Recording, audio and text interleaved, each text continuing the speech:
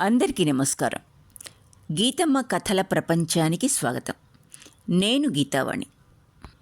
ఇప్పుడు మనం పిలక గణపతి శాస్త్రి గారి విశాల నేత్రాలు అన్న రచనను ఆస్వాదిస్తున్నాం. 9వ భాగంలోకి ప్రవేశించాం. ముందుగా 8వ భాగంలో జరిగిన కథను క్లుప్తంగా తెలుసుకుందాం. రంగనాయకుడు మద్యపానాన్ని త్యజిస్తాడు. సింహాచలం మృతిని గురించి తీవ్ర పశ్చాత్తాపంతో రగిలిపోతూ ఉంటాడు.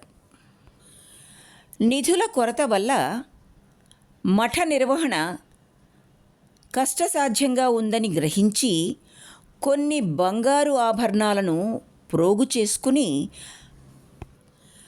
మఠాధిపతి యజ్ఞమూర్తికి సమర్పించాలని వెళ్తాడు. మఠ నిర్వహణ విషయంలో అసలే చికాకులో ఉన్న యజ్ఞమూర్తి రంగనాయకునితో నిష్ఠురోక్తులు పలికి అతడి కానుకను నిరాకరిస్తాడు. రంగనాయకుడు ఖిన్నుడై ఆచార్యుని సాంగత్య భాగ్యం తనకిక కరువవుతుందని భావించి వగచుతాడు. దుఃఖితుడై ఉన్న రంగనాయకుని కనుగొని హేమసుందరి నిర్ఘాంతపోతుంది. ఇక తామిద్దరూ మఠంలో అడుగు పెట్టరాదని ఆ ఉభయులు నిశ్చయించుకుంటారు. ఇక 9వ భాగంలో కథ ఇలా మొదలవుతుంది. ఆ పైన హేమసుందరి కానీ రంగనాయకుడు కానీ తిరిగి మఠంలో అడుగు పెట్టలేదు. అలాగా వారం 10 రోజులు గడిచిపోయాయి. కొంచెం సిరి సంపదలున్న వారికెవ్వరికీ ఆ వార్త అంత త్వరగా తెలియలేదు. అందువల్ల మఠం మీది వారి వైఖరిలో మార్పేమీ గోచరించలేదు. అయినా యజ్ఞమూర్తి పరిస్థితులన్నీ క్రమక్రమంగా తప్పక చక్కబడగలవని బాగా సంతృప్తి పడ్డాడు. ఇటీవల రంగనాయకుడు అర్పించిన కానుకలతో ప్రస్తుతానికి మఠానికే లోటు రానియకుండా కాలక్షేపం చేయవచ్చునని అతనికెంతో ధైర్యం కలిగింది. అయితే ఆచార్యుని ధోరణిలో మాత్రం యజ్ఞమూర్తికి ఒక వింత గోచరించింది. 2-3 మార్లు ఆయన హేమసుందరి రంగనాయకుల విషయం ప్రశ్నించాడు. యజ్ఞమూర్తి వారిటీవల మఠం వైపే రావడం మానుకున్నారని రవంత ముభావంతో సమాధానం చెప్పి తప్పించుకున్నాడు. అది జరిగిన మరునాటి తెల్లవారుజామున మఠంలో ఒక పెద్ద కలకలం చెలరేగింది. ప్రభాత వేళ గంభీర మధుర స్వరంతో మఠ దైవతం దేవరాజస్వామి స్తోత్ర శ్లోక పారాయణం రామానుజ యతికొక నిరంతర పరిపాటి. ఆ మనోహర మంద్ర కంఠధ్వని ఆనాడు అంతేవాసులెవ్వరికీ వినబడలేదు. అది వారందరికీ ఎంతో విడ్డూరంగా స్ఫురించింది. వారి ఎరుకలో ఆచార్యుడెన్నడూ తన దైనందిన నియమక్రమం రవంతైనా అతిక్రమించలేదు. నేడు వారికేమైనా కొంచెం అస్వస్థత కలిగిందేమో అని మొట్టమొదట వారిలో వారు కొంచెం మదనపడ్డారు. మరి కొంతసేపటికి దాశరథి ఎంతో ఆతృతతో యజ్ఞమూర్తిని సమీపించి, ఆచార్యులెక్కడా కనబడటం లేదు, వారు ఎక్కడికి వెళ్ళారు అని ప్రశ్నించాడు. ఆ ప్రశ్నతో యజ్ఞమూర్తికి మతిపోయినట్టయింది. వారిద్దరూ కలిసి మఠంలో పూల తోటలో నలుమూలలా గాలించారు. ఎక్కడా ఆచార్యుని జాడ కనపడలేదు. ఎక్కడికి బయలుదేరినా దాశరథిని కానీ యజ్ఞమూర్తిని కానీ వెంట పెట్టుకుని వెళ్ళేవారాయన. ఎందుచేతనో గాని ఈనాడది జరగలేదు. కాంచీపూర్ణుడు, శ్రీశైలపూర్ణుడు, గోష్ఠీపూర్ణుడు, వరరంగాచార్యుడు, మాలాధరుడు వీరందరూ పురాతన శ్రీవైష్ణవ ధర్మ సంప్రదాయ ప్రవర్తకుడు యామునాచార్యుని ప్రియాంతేవాసులు. వారైదుగురు రామానుజునికి పరమాచార్యులై శ్రీ వైష్ణవ ధర్మ రహస్యాలు ఉపదేశించారు. వారిలో వరరంగాచార్యుడు మాత్రమే ఇటీవల కొంతకాలం నుంచి శ్రీరంగంలో నివసిస్తున్నాడు. రామానుజ యతి అప్పుడప్పుడు ఆ భక్తాగ్రణిని సందర్శించి ద్రావిడ ప్రబంధ పాశురాల పరమ రహస్యాల అవగాహన చేసుకుంటూ ఉండడం ఒక పరిపాటి. ఆచార్యుడు ఒకవేళ అక్కడికి వెళ్ళి ఉండవచ్చునని అనుమానించి యజ్ఞమూర్తి అనంతసూరిని అక్కడికి పంపించాడు. కానీ ఆయన కనబడలేదు. అప్పుడే అరుణోదయం అయింది. అప్పుడే అరుణోదయం అయింది. రామానుజులు ఒకవేళ శ్రీ రంగనాథ దేవాలయానికి కానీ కావేరికి స్నానానికి కానీ వెళ్ళి ఉండవచ్చునని దాశరథికొక ఊహ తట్టింది. గోవిందయతి కూరాగ్రహారాధిపతి వేర్వేరుగా ఆ ప్రదేశాలకు వెళ్ళి నలుమూలలా గాలించి తిరిగి వచ్చారు. కానీ ఆచార్యులెక్కడా కనబడలేదు. గోవిందయతి, అనంతసూరి మొదలైన ప్రధాన శిష్యులప్పటికీ మఠం విడిచి ఆయన ఎక్కడికైనా వెళ్ళిపోయి ఉండవచ్చునని భయపడ్డారు. యజ్ఞమూర్తికి దాశరథికి క్రమక్రమంగా అదే అభిప్రాయం కలిగింది. ఇటీవలి రామానుజుని ప్రగాఢ నిరంతర మౌన ముద్ర దానికొక గట్టి తార్కాణంగా స్ఫురించింది వారికి. మరి కొంతసేపు అలాగే గుంజాటన పడిన తరువాత ఆచార్యులు ఒకవేళ ధనుర్దాసు భవంతికి వెళ్ళారేమో అన్నాడు యజ్ఞమూర్తి. సన్యాసాశ్రమం స్వీకరించిన తర్వాత ఆచార్యులు ఎన్నడూ పని కట్టుకొని ఒకరి ఇంట అడుగు పెట్టలేదని వారికి తెలియకపోలేదు. అయినా లోపల పీడిస్తున్న అనుమానంతో వారుభయులు ధనుర్దాసు భవంతికి బయలుదేరారు. ఆచార్యులకు ఒకవేళ తన ఎడల వైమనస్యం కలిగిందేమో అని యజ్ఞమూర్తి మార్గమధ్యంలో పరిపరి విధాల మథనపడ్డాడు. ధనుర్దాసు భవంతి ఆవరణ ద్వారం దాటి లోపల అడుగు పెట్టగానే యజ్ఞమూర్తి దాశరథి మరి తమ కన్నులే నమ్మలేక నిలువునా నిర్ఘాంతపడ్డారు. హేమాంబ ధనుర్దాసులిద్దరూ ఆచార్యుని వంటి మహనీయ వ్యక్తి తమ ఇంట అడుగు పెట్టగలరని కలలోనైనా ఊహించి ఉండలేదు. అందుచేత వారిద్దరూ మాటిమాటికి తొందరగా అటూ ఇటూ తిరుగుతూ ఎంతో అడకువతో అడుగులకు మడుగులొత్తుతున్నారు. పైడి పూలతో నలువైపులా అలంకరించిన ఒక పీట మీద ఆయన విశ్రమించిన తరువాత వారిద్దరూ చేతులు కట్టుకొని నిలుచున్నారు. ఆచార్యుని అనురోధం వల్ల ఎట్టకేలకు ఒట్టి నేల మీద చతికిలబడ్డారు. అలాగలాగా 5-6 నిమిషాలు గడిచిన తర్వాత రామానుజులు వారిద్దరికీ స్వయంగా అష్టాక్షరీ మంత్రం ప్రసాదించబోతున్నారని యజ్ఞమూర్తి దాశరథి గ్రహించడానికి ఎంతోసేపు పట్టలేదు. ఆ సంఘటన అంతేవాసులకెంతైనా ఆశ్చర్యం కలిగించింది. ఇటీవల రామానుజులెవ్వరికీ స్వయంగా అష్టాక్షరీ మంత్రోపదేశం ప్రసాదించలేదు. ఇంచుమించుగా ఆయనతో సమాన వయస్కుడైన గోవిందయతి ముఖతః మాత్రమే కొందరు ఆ మంత్రోపదేశం స్వీకరించారు. ఇది మఠాధిపతి యజ్ఞమూర్తి గోవిందయతిని ప్రార్థించి తానై చేసిన ఏర్పాటు. దానికి కొన్ని కారణాలున్నాయి. ఎవరికైనా అష్టాక్షరీ మంత్రం ఉపదేశించినప్పుడు ఆనాడంతా ఉపవసించడం ఆచార్యునికి ఒక పరిపాటి. ఆయన వృద్ధుడైనందువల్ల అంతటి శ్రమ కలిగించడం భావ్యం కాదన్న ఆలోచనతోనే మఠాధిపతి ఆ నూతన పద్ధతి ప్రారంభించాడు. అంతకు మునిపే దానికి రామానుజుని మౌనాంగీకార ముద్ర లభించింది. అటువంటప్పుడు అకస్మాత్తుగా హేమాంబ ధనుర్దాసుల వంటి వారికి ఆచార్యులు స్వయంగా మంత్రం ప్రసాదించడానికి ఏమి కారణం? ఇటీవల సదాచారమూర్తులైన నిష్ఠాపరులెందరో రామానుజుని ముఖతః ఆ మంత్రం స్వీకరించవలనని అభిలషించారు. కానీ ఆచార్యునికి అది ఎంతో శ్రమ కాగలదన్న ఆలోచనతో యజ్ఞమూర్తి వారి ప్రార్థనకు అనుమతించలేదు. ఎన్నో విధాల బ్రతిమాలుకుని గోవిందయతి ముఖతః అది స్వీకరించవలసిందని వేడుకున్నాడు. ఆచార్యులే ఆ యతీశ్వరునికి అటువంటి అపూర్వాధికారం ప్రసాదించినప్పుడు ప్రత్యేకించి ఆ వృద్ధమూర్తిని శ్రమ పెట్టడం భావ్యం కాదని చెప్పి వారందరినీ ఒప్పించాడు. గోవిందయతి ఎడల ఏర్పడిన అపార గౌరవం వల్ల క్రమక్రమంగా ఆ నిష్ఠాపరులందరూ ఆ పద్ధతికి అంగీకరించారు. ఆనాటికది ఒక పరిపాటిగా పరిణమించింది. అటువంటప్పుడు ఆచార్యుడు స్వయంగా ధనుర్దాసు వంటి సామాన్య వ్యక్తి ఇంట అడుగుపెట్టి పని కట్టుకుని స్వయంగా మంత్రోపదేశం ప్రసాదించడానికి గల కారణమేమో ఎంతగా ఆలోచించినా వారికి అవగాహన కాలేదు. ఏది ఏమైనా తామిక ఆ విధంగా నిలబడి ఉండడం మర్యాద కాదన్న తలపోతతో వారిద్దరూ ఆ భవంతి వీధి అరుగు మీద పరచిన ఒక తుంగ చాప మీద కూర్చున్నారు. మధ్యలో లోపలికి వెళ్ళడం సముచితం కాదని మంత్రోపదేశ పరిసమాప్తి కోసం ప్రతిక్షణం నిరీక్షించారు.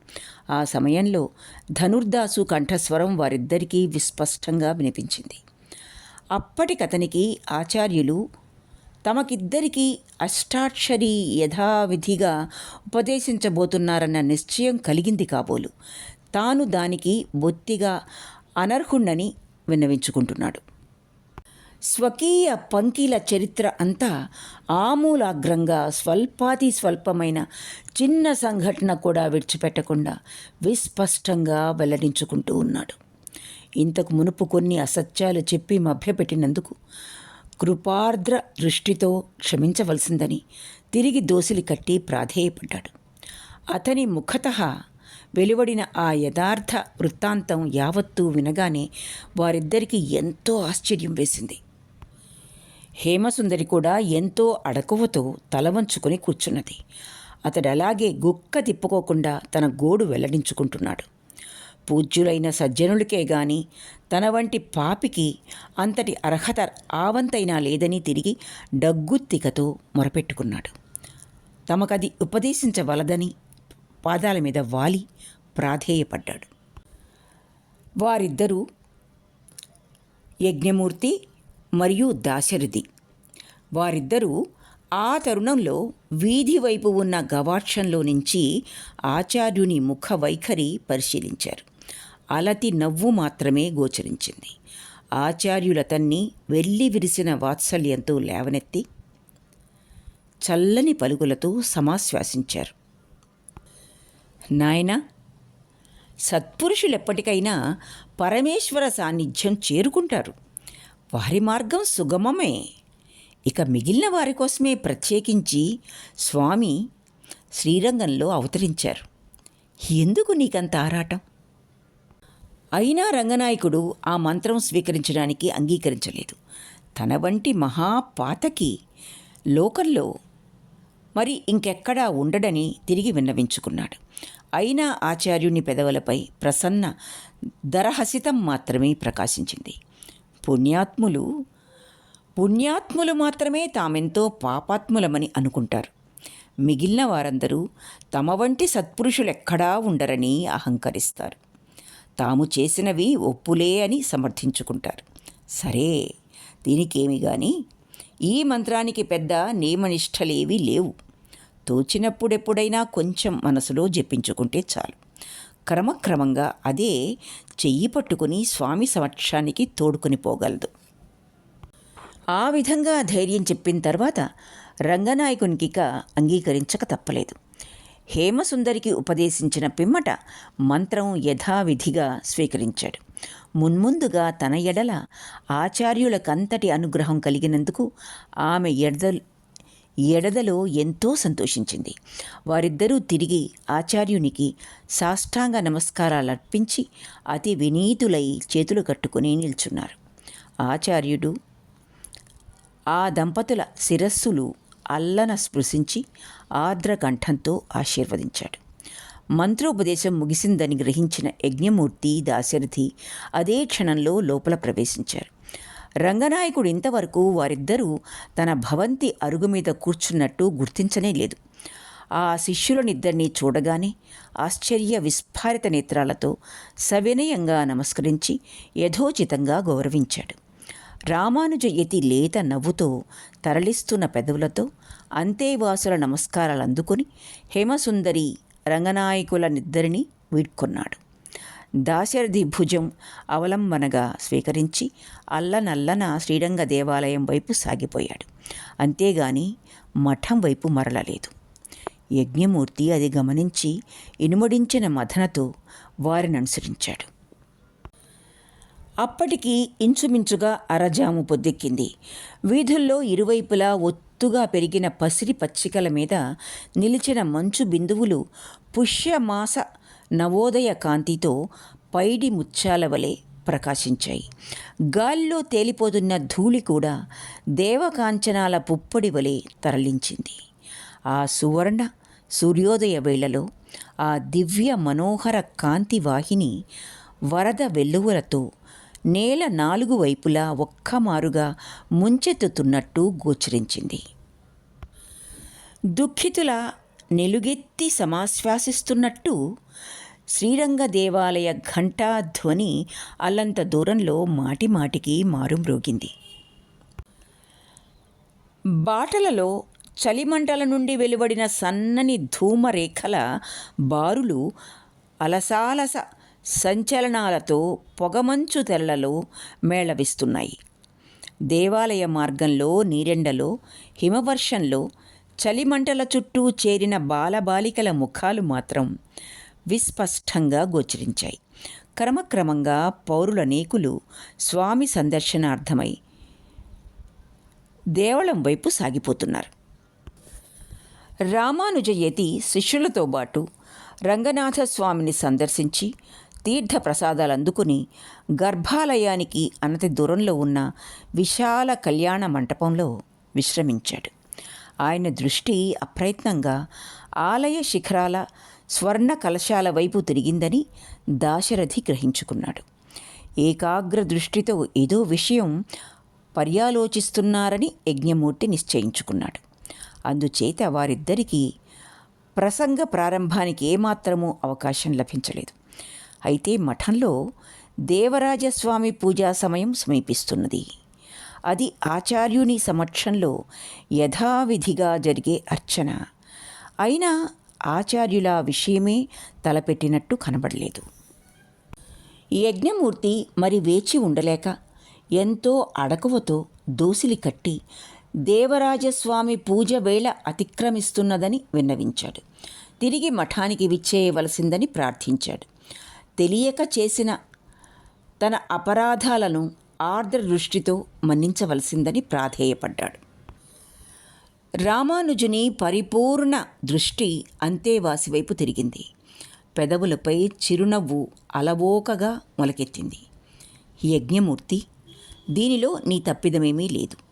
యతి ఒకే ఒక చోట చిరకాలం నివసించరాదని మన శాస్త్రాలు ఉద్ఘోషిస్తున్నాయి.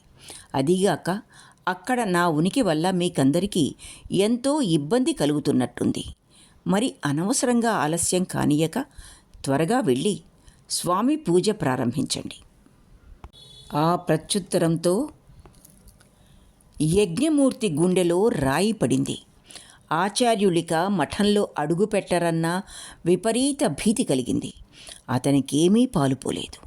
దాశరథి వైపు చూశాడు. నిలువునా నిర్ఘాంతపడి అతడలాగే ఆచార్యుని ముఖ వైఖరి పరిశీలించి శిరస్సు వంచుకున్నాడు. యజ్ఞమూర్తికిక ఊపిరాడలేదు. అస్పష్ట స్వరంతో అత్యంత వినీత వైఖరితో విన్నపించాడు. రంగనాయకునికి స్వయంగా తామే మంత్రోపదేశం ప్రసాదించారు. ఇది మాకెంతో ఆశ్చర్యం కలిగించింది. మేమెవ్వరం అతనికింతటి అర్హత కలిగిందని అనుకోలేదు. నా వల్ల అతని ఎడల పెద్ద అపరాధమే జరిగిపోయింది. యజ్ఞమూర్తి ఉట్టిపడుతున్న అడకువతో తిరిగి అంజలి ఘటించి వేడుకున్నాడు. అంతలోనే రామానుజ యతి తిరిగి ప్రసన్న ముఖ వైఖరితో ప్రసంగించాడు. నాయనా, దీనిలో విడ్డూరం ఏమి ఉన్నది? శ్రీరంగేశుని అపార కృప వల్ల అతనికి జాజ్వల్యమానములైన స్వామి సహజ దివ్య విశాల నేత్రయుగళీ సాక్షాత్కార భాగ్యమే లభించింది. ఆ ప్రతి సమాధానం వినగానే యజ్ఞమూర్తి, దాశరథి నిశ్చల పాషాణ ప్రతిమల వలె నిశ్చేష్టితులైనారు. వారెరిగినంత వరకు ఆచార్యులొక్కరికే తక్క వృద్ధ శిష్యులెవ్వరికీ కూడా అటువంటి మహాదృష్టం కలగలేదు. మఠవాసులందరిలోనూ వృద్ధులు, మహామనీషి, సౌజన్యమూర్తి అయిన గోవింద యతికి కూడా అటువంటి మహనీయ భాగ్యం లభించలేదు. ఇక రంగనాయకుడు ఏ విధంగా ఆలోచించినా మహాపాపి. అతడంతకు మునుపు చెయ్యని దుశ్చర్య లేదు. ఆ పైన ఆవంతైనా శాస్త్ర పాండితి లేదు. అటువంటి మొరటు మనిషికి శ్రీరంగశాయి దివ్య విశాల విలోచనాల సాక్షాత్కార భాగ్యం లభించిందంటే అతనికి ఏమాత్రం నమ్మిక కలగలేదు. కానీ ఆచార్యులే విస్పష్టంగా నొక్కి వక్కాణించినప్పుడు ఇక విశ్వసించక తప్పలేదు. అయినా అతని ముఖంలో సందేహాశ్చర్యాల ఛాయ తొలగలేదు. రామానుజుడది గమనించి అలవోకగా చిరునవ్వు చిందించి ప్రశ్నించాడు. యజ్ఞమూర్తి, ఎందుకు నీకింతటి సందేహం? వైకుంఠ ద్వారపాలకులు జయ విజయుల పురాతన గాథ విన్నావు కదా? అవును, విన్నాను. అర్ధాంగీకార స్వరంతో తల పంకించాడు యజ్ఞమూర్తి. అతనికి ఆ పురాతన వృత్తాంతం విస్పష్టంగా జ్ఞప్తికి వచ్చింది. బ్రహ్మ మానసపుత్రులు సనక సనందనులొకప్పుడు వైకుంఠంలో ప్రవేశిస్తుంటే తెలియక జయ విజయులిద్దరూ వారిని అడ్డుకున్నారు. ఎన్నెన్ని విధాల బ్రతిమాలుకున్నా లోపల అడుగు పెట్టనీయలేదు. వారికి ప్రాణం విసికింది. భూలోకంలో జన్మించవలసిందని క్రోధ భీకరులై శపించారు. ఆ జయ విజయులకప్పటికీ సనక సనందనుల ప్రాభవం పరిపూర్ణంగా బోధపడింది. మన్నించవలసిందని కాళ్ళ వేళ్లాపడి ప్రాధేయపడ్డారు. విష్ణుదేవుని వియోగం క్షణకాలమైనా సహించలేమని మొరపెట్టుకున్నారు. చిట్ట చివరికి సనక సనందనులకిద్దరికీ వారి మీద జాలి కలిగింది.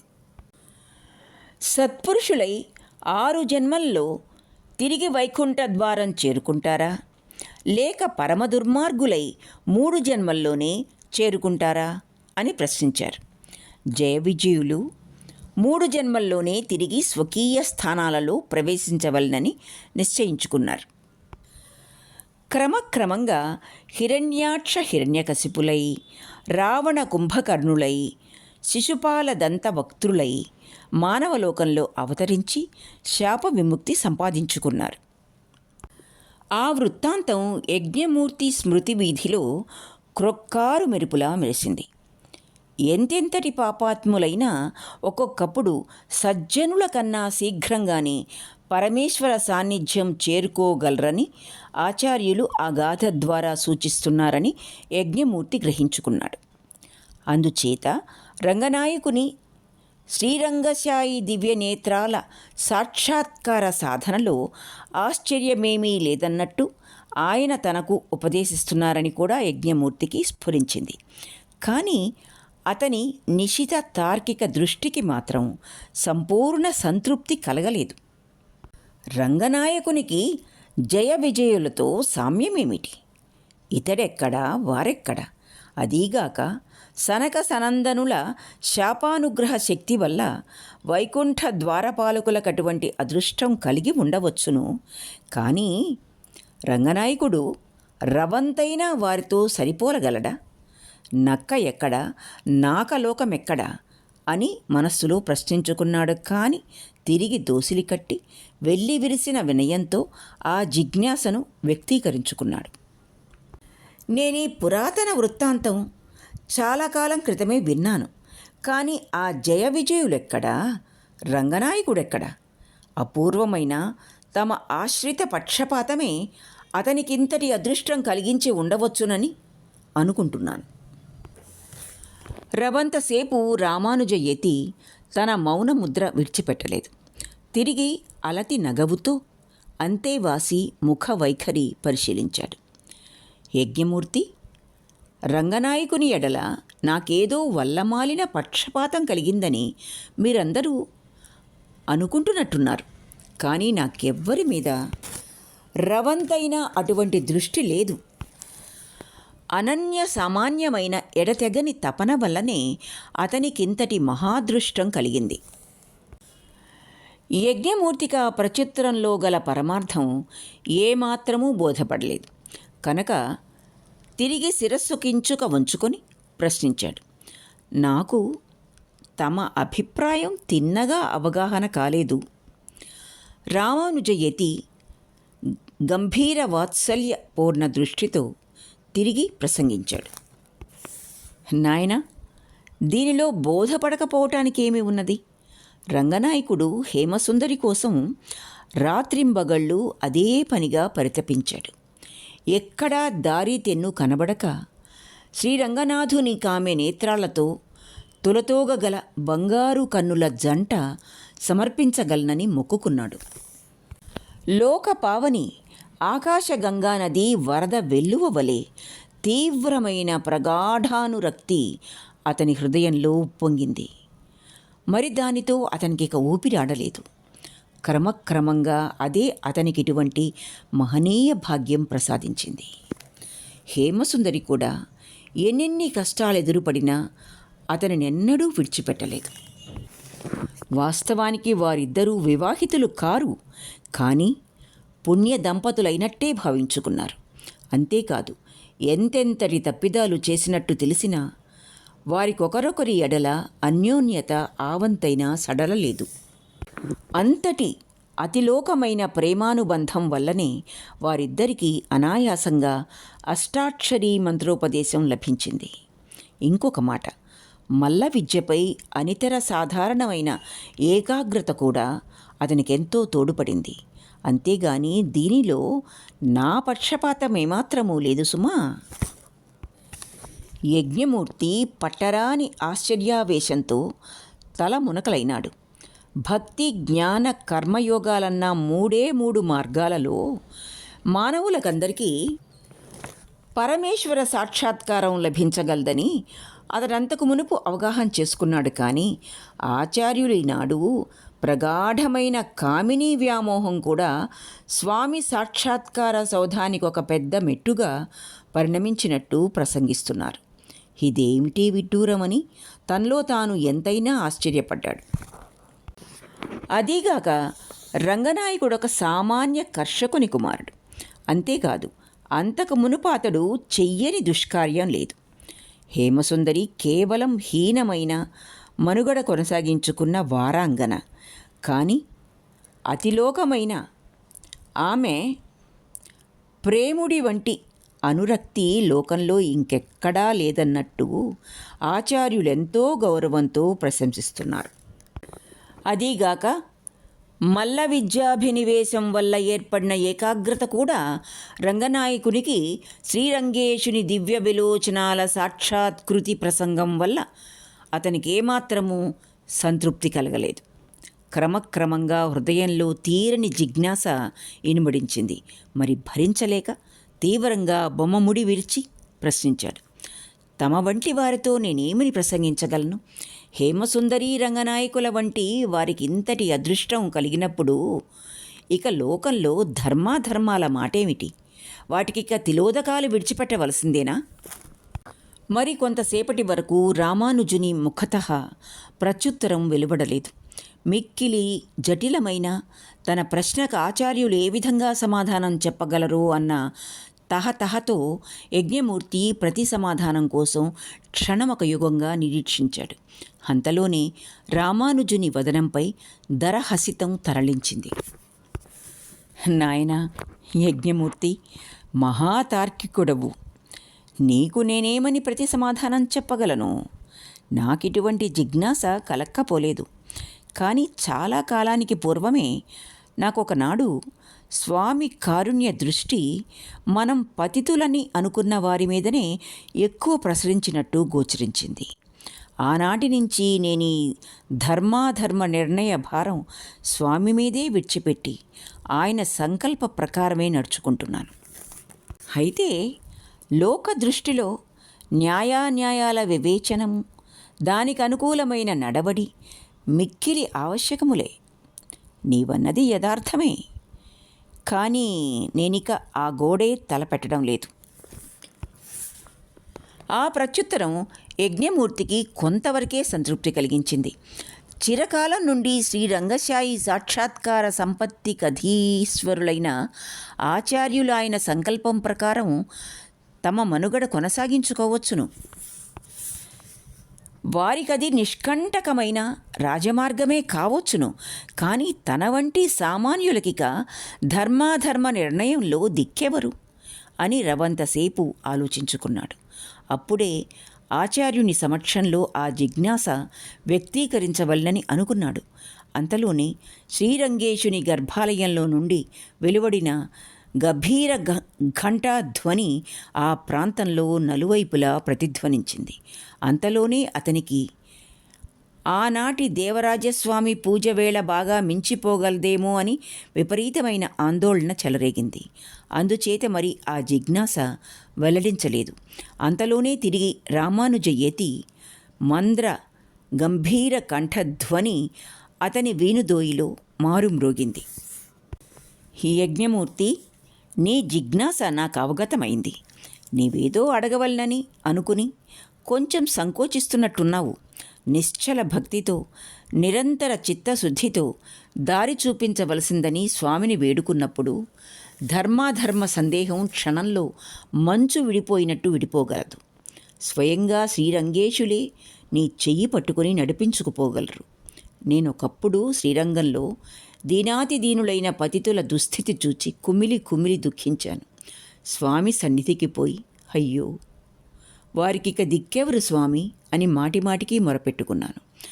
అప్పుడు నాకు ఆ కృపానిధి దివ్యమూర్తి చేతులెత్తి లోకంలో మానవులనందరినీ కౌగలించుకోబోతున్నట్టు సాక్షాత్కరించింది. ఆయన కుడి చెయ్యి సజ్జనుల వైపు తిరిగింది, ఎడమ చెయ్యి పతితులైన పాపుల వైపు తిరిగింది. అయితే ప్రగాఢ కారుణ్యంతో సంచరిస్తున్న ఆ బాహువు కుడి చేతి కన్నా కొంచెం ఎక్కువగానే ఒరిగినట్టు కనబడింది. నాటి నుంచి నా సందేహం పటాపంచలైంది. ఈ యజ్ఞమూర్తి ఆ ప్రసంగం విని నిలువునా నిర్ఘాంతపడి, స్వామి స్వయంగా మార్గదర్శకులైనప్పుడు ఇక సంశయాలకు అవకాశమే లేదు. కానీ నా వంటి అజ్ఞాన జాత్యంధులకిక దిక్కెవరు అని వితర్కించుకున్నాడు. ఉసూరుమని నిశ్వసించి చేతులు జోడించి విన్నవించుకున్నాడు. మీరన్నది అక్షరశః యథార్థమే కావచ్చును. కానీ మా వంటి వారికి అడుగడుగునా సందేహాలే. అయితే దేవరాజస్వామి అర్చన వేళ అతిక్రమిస్తున్నది. మీకోసం గోవిందయ్యతి పడిగాపులు పడి కూర్చొని నిరీక్షిస్తున్నారేమో. అంతటితో రామానుజుని ముఖంపై మౌనముద్ర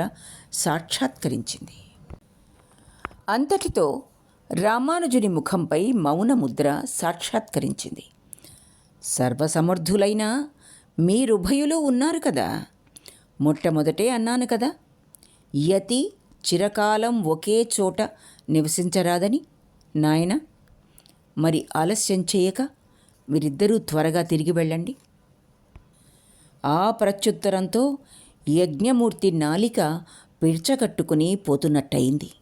మరి ఆ వేదన సహించలేక పాదాలపై వాలి తెలియక చేసిన తన తప్పిదం మన్నించి తిరిగి మఠానికి విజయం చేయవలసిందని ప్రాధేయపడ్డాడు. అయినా ఆచార్యుని మౌన ధోరణి సడలలేదు. యజ్ఞమూర్తి గత్యంతరం కానలేక దుర్భర దైన్యంతో దాశరథి వైపు అవలోకించాడు. అంతవరకు ఏకాగ్ర దృష్టితో వారి ప్రసంగం విన్న ఆ మౌని అల్లన నవ్వి మిక్కిలి అడకవతో దోసిలి కట్టి విన్నవించాడు. స్వామి అడుగడుగునా మీకు మార్గదర్శకులు. అదేవిధంగా మీరు మాకందరికీ సర్వదా సంరక్షకులు. ఇటువంటి మీరక్కడ ఇక అడుగు పెట్టనప్పుడు అది మఠం కానే కాదు. మీరెక్కడ ఉంటే అదే మా శ్రీ వైష్ణవ మఠం. మరి మేమక్కడికి మరలిపోదలుచుకోలేదు. దాశరథి దృఢ నిశ్చయం గమనించి రామానుజ యతి క్షణకాలం నిర్ఘాంతపడి హల్లన నవ్వి ప్రసన్న మధుర స్వరంతో ప్రసంగించాడు. దాశరథి, మొట్టమొదట నేటి నుంచి భిక్షాటనంతోనే కాలక్షేపం చేయవలనని అనుకున్నాను. కానీ మిమ్మల్ని అందరినీ విడిచిపెట్టి నేనెక్కడికి పోగలను? దేవరాజస్వామి నా పాదాలు ఇంతకు పూర్వమే మీతో బాటు బంధించి తమ బందీగా చేసుకున్నారు. వారిద్దరికీ ఆ ప్రతి సమాధానంతో ప్రాణం లేచి వచ్చినట్టయింది. దాశరథి భుజం మీద ఆనుకుని రామానుజ యతి నెమ్మది నెమ్మదిగా తిరిగి మఠం వైపు సాగిపోయాడు. కానీ వారిద్దరినీ అనుసరించిన యజ్ఞమూర్తి హృదయంలో మథన అదే విధంగా చెలరేగింది. ఇక్కడితో పిలక గణపతి శాస్త్రి గారి విశాల నేత్రాలు 9వ భాగం పూర్తి అయింది. కథ మీకు నచ్చినట్లయితే లైక్ చేయండి, షేర్ చేయండి మరియు సబ్స్క్రైబ్ చేసుకోండి.